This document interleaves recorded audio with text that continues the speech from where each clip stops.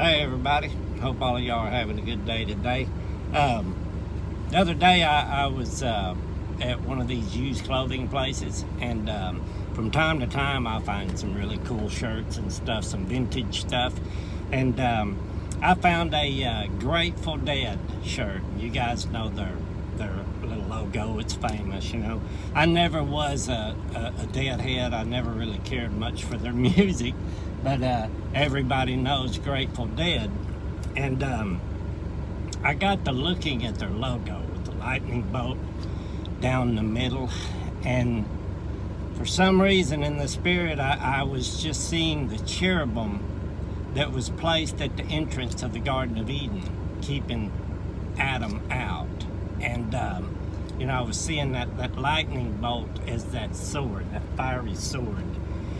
And you know, he was split in half, you know, the left and right hemisphere of the brain. And you sleepy, girl?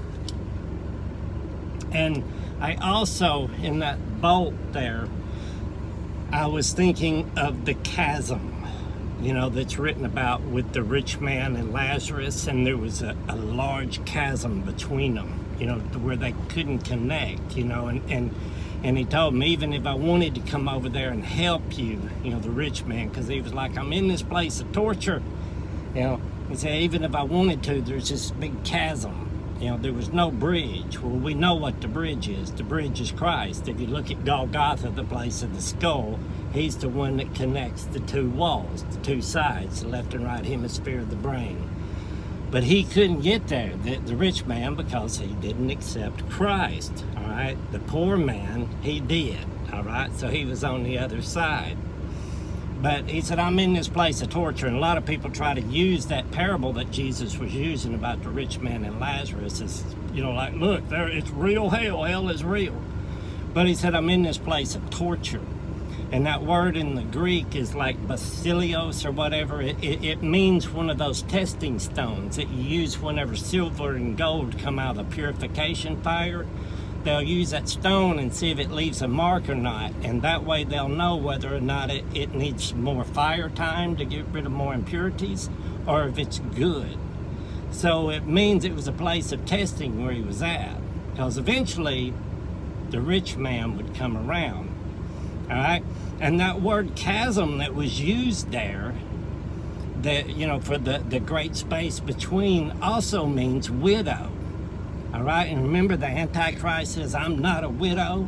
I'm not a widow in Revelations.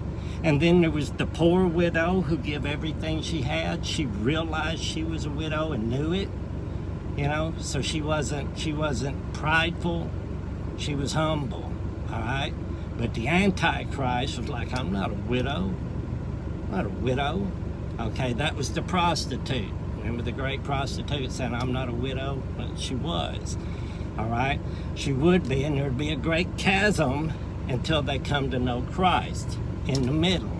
All right? And that's when the cherubim is removed and Christ is awakened, the sleeper. I wanted to say one more thing about, you know, the name. Look at the name Grateful Dead. You know, everything in this world is for a reason. But remember, Jesus said, let the dead bury the dead, all right? And these guys are grateful to be dead, spiritually dead. I love you all. God bless.